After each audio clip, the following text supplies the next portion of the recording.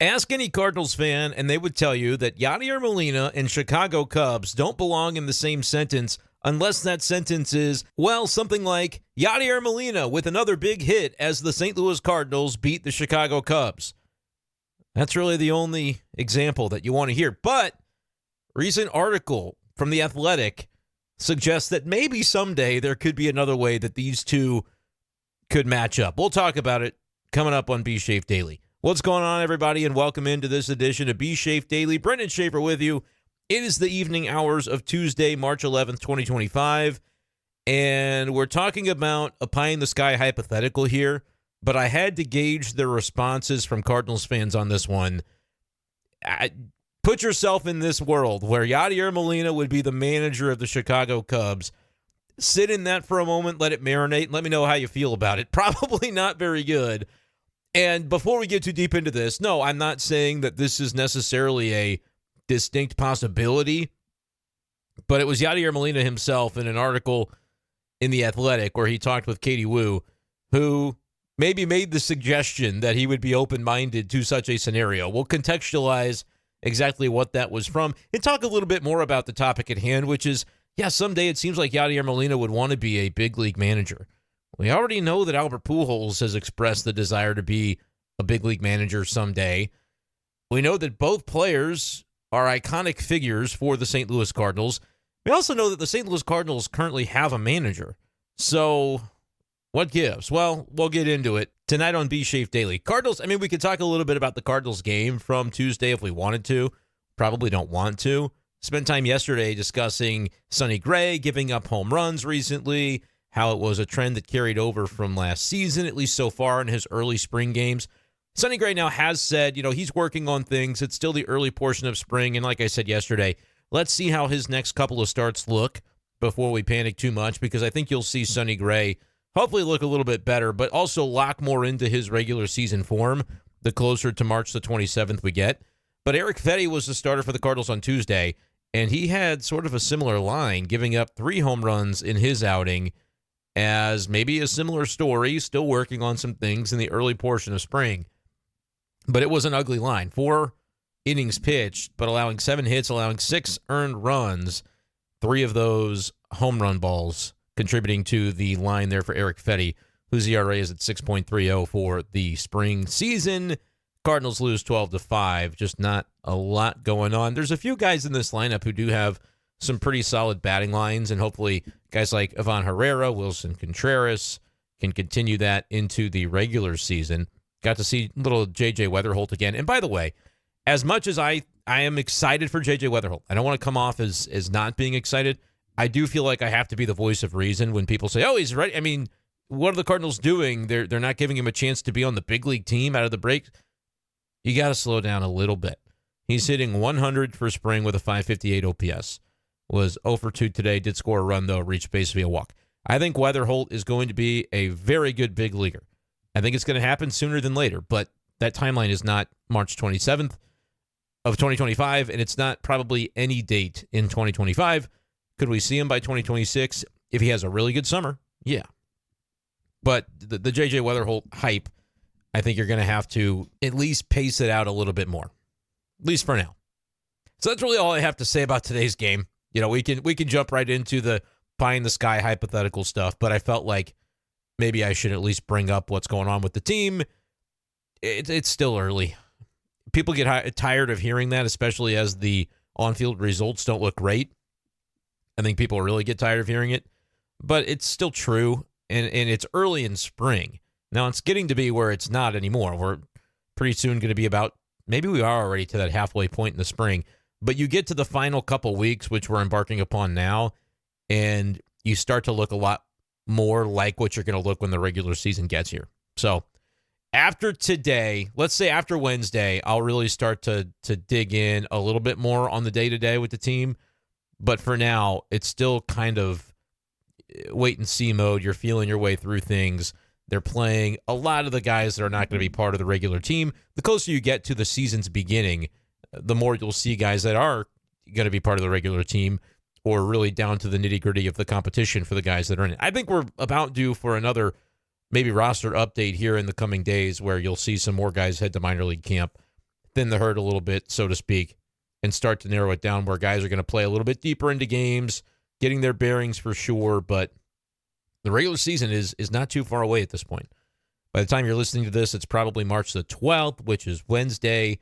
And then one day beyond that is the 2-week mark away from opening day at Busch. When the Cardinals open at Busch Stadium against the Minnesota Twins on March 27th, Thursday, their manager will be Oliver Marmol. And Oliver Marmol is still under contract. I have been pretty outspoken on this channel, to the chagrin of some of the audience of this channel, about the fact that I believe Ollie Marmol is the right man for the job.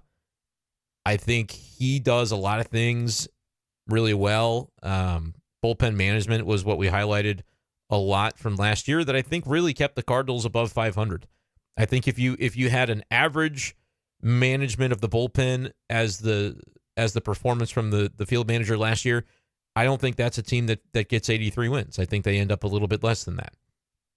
That being said, obviously Ollie Marmol had a lot of success in 2022. Cardinals won a lot of games, made the playoffs, and then fizzled out in those playoffs. And then 2 years in a row now they haven't made the playoffs. Now coming into 2025, don't think it would really be fair to judge the manager strictly based on the win total, because there are external factors such as the decreased payroll, the fact that the Cardinals have not made a single move in the offseason to try and better the everyday roster for the team. And you've got a lot of elements of this roster kind of in limbo. And so it's going to be a learning year. But that's why I think you could learn about Ollie Marmol as a manager in 2025 beyond what the win total is for the Cardinals. You could tell me they win 87 games, and you could tell me they win 78 games. You could tell me they win 73 games. And I would still have more questions about the development of some of the players, how the 6 months elapsed, and kind of what we saw to arrive at those various possibilities for win totals before I would, and I think that's a responsible way to do it, then issue a decree on how I feel the manager performed during the season. But the reason I'm talking about this now is, well, there's a few reasons. We know that after this season, John Mozeliak is departing his role as president of baseball operations. Chaim Bloom comes in. We have no idea. We haven't heard a lot from Chaim Bloom yet, so it's hard to say, what he will be looking for from not just like the manager's seat, but from the roster, from the way that, they sign contract extensions or don't, from the way they trade players away or keep various players. I think 2025 is a proving ground for just about everybody as far as their long-term readiness to remain with the Cardinals. From players to coaches to managers, I think Chaim is obviously going to be able to kind of build it the way he sees fit, and he's in a role now where he can watch without having to necessarily influence or be, maybe he's influencing, but he doesn't have to be the final decision maker on any of these things necessarily that are happening. As I've talked about, I would hope that Mozeliak and Chaim Bloom are in close concert with a lot of the decisions that are long-term decisions, because after September, October, it's no longer Mozeliak's call. It's going to be Chaim Bloom. And so you wouldn't want to be doing things that are going to go in direct combat to the things that Chaim Bloom would like to see happen down the road. And I think John Mozeliak, as much as, fans probably don't want to hear me say this, has done a good job of that. And by that, I mean, he's kind of left it wide open. It's open to interpretation. You want to build around Lars Nootbaar and Brendan Donovan? Okay. You have a chance to see him play out one more year, and then you can sign him to extensions if you want. You decide you want to go in a different direction? Okay, you can trade some players and build around other guys. You see how Nolan Gorman performs? Okay, you keep him around, or you don't. Jordan Walker, maybe he builds up some trade value, but you don't see him as a long-term fit in right field, so you move him in the offseason. Maybe he ends up being the hitter who was promised, and you do want to build around him. Same thing on the pitching side. There's a number of prospects that are on the rise. We'll see a lot of them, I think, at various points in 2025. Decisions will be made there. And I think you'll be watching the manager, just like anybody else, to determine what you like, what you don't like, what you think about the way he handles things day to day. And as far as I could understand, I have no reason to believe that Chaim Bloom and Oliver Marmol wouldn't be like two peas in a pod, fitting well together in ideologies, etc. And Ollie Marmol is, because of the extension that was signed close to a year ago today, I think it was a little bit later in March that Ollie was signed to that 2-year extension, That runs through the end of 2026. So on paper, he'll have 2026 as well. I don't think it's impossible. We've seen managers be let go with a year remaining. I would hope that this is not the case, that Chaim Bloom already would have it in his head that he's like, I'm cleaning house, and once I'm in charge, I'm going to get to bring my guys in. I would hope that's not the case when it comes to Oli Marmol, because I think that there is a real benefit to the continuity there with what he brings to the table. But like I said, I'm just baselessly speculating. I have no idea. We're just talking about it, and the reason we're talking about it is because you have two former very prominent Cardinals in Albert Pujols and Yadier Molina, who seem to be on that future big league manager track. Recently, it was announced that Albert Pujols would be the manager for the Dominican Republic national team for the World Baseball Classic in 2026. We assume that Yadier Molina will carry the same role for Puerto Rico in that tournament as he was the manager for previous international competitions for Puerto Rico. So that's certainly very interesting, because both those guys, I think, independent of one another, if, again, hypothetical now, we're shifting gears, if the Cardinals job were ever to open up again, I think if the other didn't exist, the former would be the guy that gets the job, or at least would be the front-running candidate. Because you describe as, okay, two guys with Hall of Fame baseball credentials that have the mind and the acumen for it and both want to pursue it at some point in their future to be a big league manager. It just so happens, though, that they played for the same team and would both relish the opportunity, I think, to manage that team. In the case of Albert, he did play for somebody else. He's on that personal services contract with somebody else right now with the Angels. Yadi was a Cardinal only. So of the two, I think it would be more shocking to see Yadi eventually manage a different MLB team than it would be to see Albert do it, because we've already had to go through that. 2011, Cardinals win the World Series. That offseason, he ends up signing with the Angels, shocks the world. And, you go through the decade where he was in Los Angeles, and then obviously the homecoming with the Cardinals in 2022, unbelievable to have lived through that and covered the Cardinals through that season. And that revival for Albert Pujols that happened in the second half, number 700, the whole bit. But both Albert and Yadi were playing for that team with Oliver Marmol as the manager of that team and the success that they had. So it's just very interesting that with Yadi, with Albert, if not for the other one, you would say that the next time, whether that's a year from now, 5 years from now, 10 years from now, way down the line, whatever it would be, those guys would be at the top of the list, both of them, but both can't be the manager, and both have the pedigree, I think, to where you're not going to need, especially in modern baseball, where we have seen a number of times guys go directly without really much coaching experience, let alone managerial experience, and they get that big league job, and sometimes they have a lot of success. We can think of the examples, but we've been around long enough to have seen that.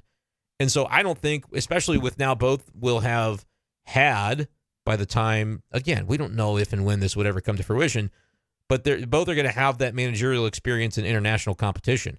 And aren't we all rooting to see Puerto Rico and the Dominican Republic face off in a big end game type of scenario for the World Baseball Classic?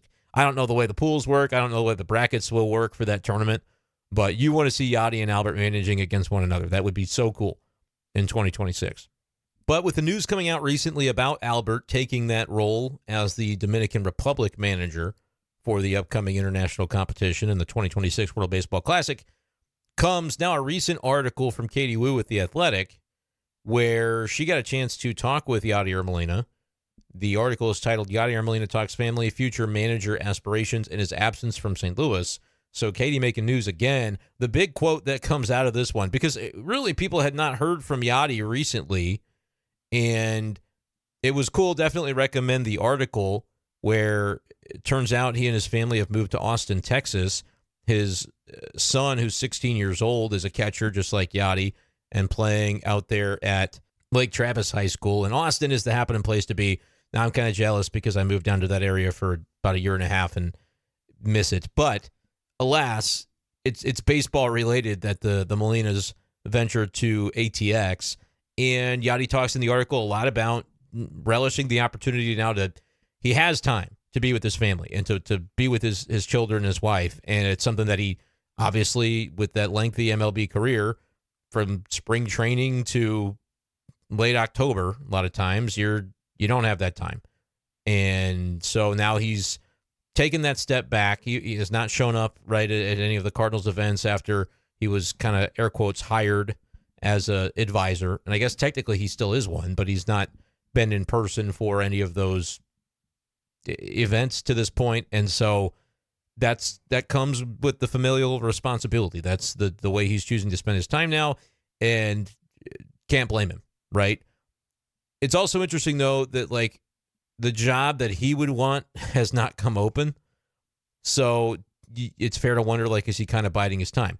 I think that could just be very coincidental, though, too, where like he's building up that resume from afar to be able to be ready, like with managing Puerto Rico and things of that nature. He's had experiences that he feels could, shape him into being ready for that role at the big league level.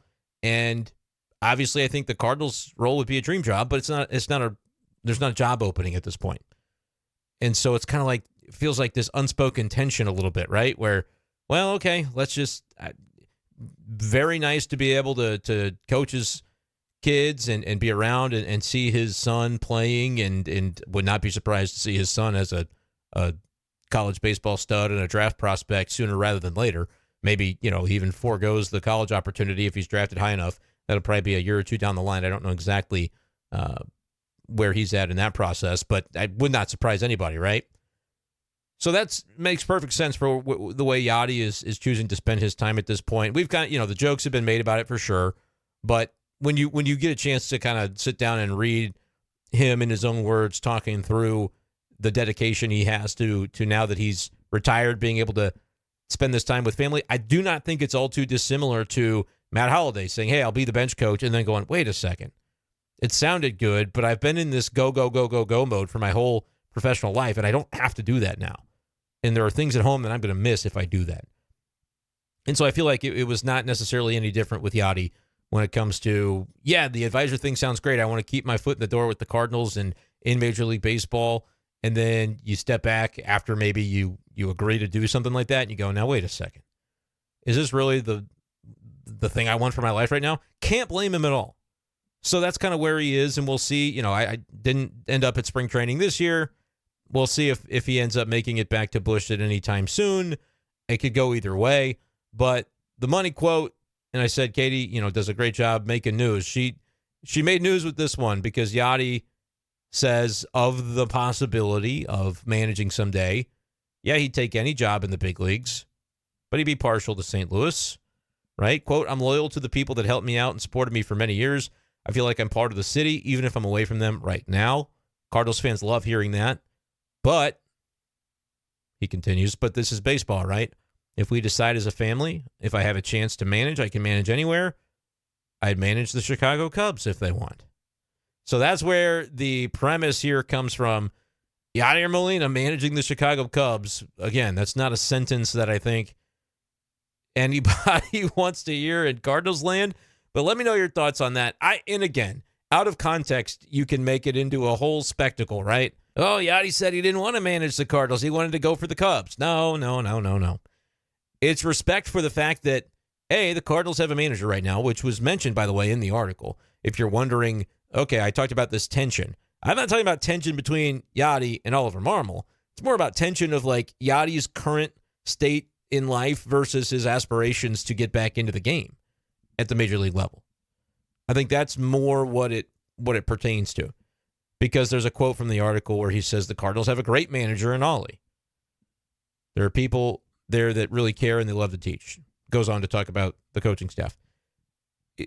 Not, putting himself in any hot water or saying anything that I consider to be controversial with regard to Oliver Marmol, who, again, he played under, far as I can be aware, that they've got had a good working relationship and, can respect the job that he's doing from afar. But that being said, Yadi's like, I've been around the Cardinals for a long time, and if I ever were going to be a big league manager, that is kind of the job that I would want. So that's maybe a little bit awkward, but he's keeping his distance at this point and doing the things in life that he feels he should be doing, which I applaud him for doing, honestly. It's pretty good to recognize that you have the luxury to take that time, and now he's taking it. I think it's great for him.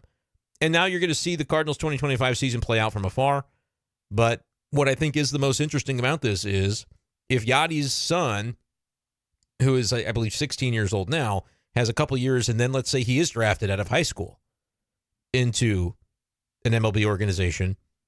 Yadi's got 2 younger kids as well that were mentioned in the article.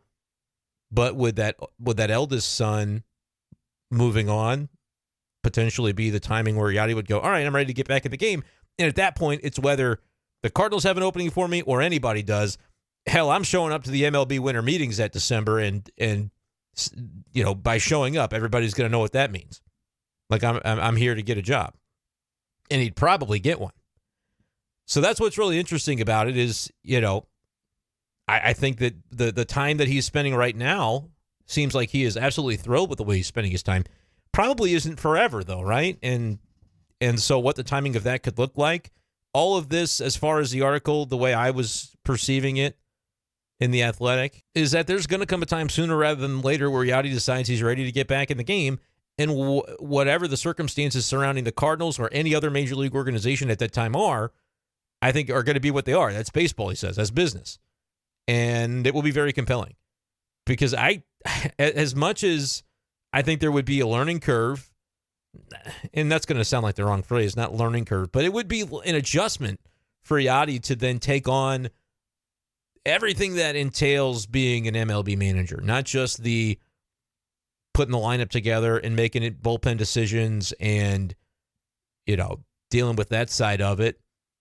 Not just the day-to-day of the prep and the stuff that goes on behind the scenes, the kind of stuff that he was doing as a catcher anyway. And the Cardinals certainly, you know, when he was gone, sort of had that aha moment where they realized what they were missing and had to make those adjustments internally as a result once Yadi was no longer there to kind of be the quarterback of everything. I think they definitely had an adjustment period in 2023 that was noticeable with that. But no, I think there are other elements that Yadier Molina would have to get used to. The daily media would be a change for sure relative to his playing career. It's not like he didn't talk to the media often, but it's like you're obligated at that point to, like the train schedule, have to talk to the media every single day. And whether you think they're dumb or you don't think they're dumb or you do want to take the time or you don't want to take the time, like that would be a completely different set of circumstances. And the criticism that comes with being a manager versus a player, right? Like, Yadi would be criticized for various things. There'd be articles that are written, talk radio, podcast, things that get said about Yadi, and he would at times take to Instagram to respond to those things, right? And I think a manager takes more heat than any given player because they're kind of the face of the operation. Yadi, as much as any player could be, was sort of the face from the player side and would be front-facing of a lot of that scrutiny, good or bad. But the manager, it's every day. It's the bullpen decision you made didn't work. I know that Cardinals fans feel that they would love Yadi no matter what. I have been convinced that it doesn't matter who is in that manager chair. Give him a little bit of time, and there will be a segment of Cardinals fans that hate the person, that think they're a doofus and they don't know what they're doing. And the truth is always usually somewhere in the middle. Not the greatest thing since sliced bread, and you know, the managers are usually not as bad as you think they are. And the decisions that they make, oftentimes there are factors at play that don't end up getting publicized that explain some of the things that seem unexplainable in the moment. Not saying that's always the case, but when you're critical of those things, you do try to keep in mind that there are other factors at play, and you try to dig into what some of those might be. But in the case of Yadi, like whether or not you think somebody mouthing off is a complete tool and they don't know what they're talking about, or whether their criticism is fair and has merit, I think those would be scenarios that we would be very interested to see play out locally, I think, if Yadi were ever the manager of the Cardinals. And two, if it were going to be another team that he was going to be the manager of, like, what's that media market like? What's that fan base like? What's the temperature of that? Because Yadi obviously only has that familiarity from a player standpoint with just the St. Louis Cardinals. So there's a lot that would be really compelling about it. I think he would do a good job. I think he could be a good big league manager. I think Albert would be a good big league manager. Maybe we'll see them both in the game at the same time. Maybe not, because with Hall of Fame caliber players, you don't often see those guys just running back through the gates to be managers. it's just a rarity because a lot of times those guys have made enough money to just be able to do what they want. But there's a passion for the game from both of these guys, Yadier Molina and Albert Pujols. So that's what's interesting there. But for goodness gracious, hopefully the Cubs, maybe the way that they do it is they're so good, Craig Counsell stays there forever. And this idea that Yadier Molina would be the Cubs manager, right? Doesn't that just kind of gross you out a little bit? Like I said, I don't think it was Yadi making a threat or anything. I don't think that Cubs job is coming open anytime soon necessarily. I think Craig Counsell was a good manager. But his point was, hey, if I'm ready and the Cardinals aren't, respect, it's all good, but I won't necessarily let that hold me back when I've decided and my family has decided that the time is the time. I won't necessarily let that little detail of the Cardinals having a manager stop me from being a big league manager elsewhere. I think that's the point, and I think that's fair. I mean, it's viable. He certainly has the pedigree to be able to probably dictate the terms of his return to Major League Baseball in that capacity, and we'll see if and when that should come to fruition. But thought that was an interesting article from Katie Wu. And since we don't actually have real baseball to discuss just yet, thought it would be a good night to break down my thoughts on that. So let me know yours, Cardinals fans, of the idea that Yadi, if push came to shove, wouldn't be afraid to accept a managerial offer from the Cubs, although I don't think one is coming in anytime soon. That would ultimately be the way to stick it to the Cardinals. If the Cubs did have an opening at some point, the Cardinals didn't, and they're like, hey, come on, Yadi. I mean, could you imagine? That would be such a sight. I thought about trying to do a Photoshop of putting Yadi in a Cubs jersey for the picture on this video, and then I thought better of it. I was like, that's a waste of my time that it would just piss people off. So I just put the Cubs logo on the side. Hopefully that wasn't too offensive for people. But anyway, appreciate you guys for the support, for watching and listening to the podcast. And stay tuned, because I really do feel like once the season begins, we'll have more exciting day-to-day topics to dig into. But for now, we're sitting back and trying to see what some of these roster battles will look like. Center field, maybe that utility bench spot. Jose Barrero has definitely asserted himself in the past few days. And by the way, just a quick plug, stay tuned to everything going on at Sports Hub STL. We're doing daily Cardinals live streams. Usually right now they're post-game in the 3 o'clock hour locally in the Central Time Zone. But during the season, you're going to get a lot of great Cardinals coverage from that channel as well when it comes to daily Cardinals shows around 1 p.m. in the afternoon. So over that lunch hour, you can either watch live with us or tune back in after to watch the replay of the live stream. And then post-game shows after pretty much every Cardinals game throughout the season. And I'll be on a lot of those. So definitely stay tuned to that channel. Appreciate you guys for staying tuned to mine. And we'll talk to you next time on b-schaeff Daily. Peace.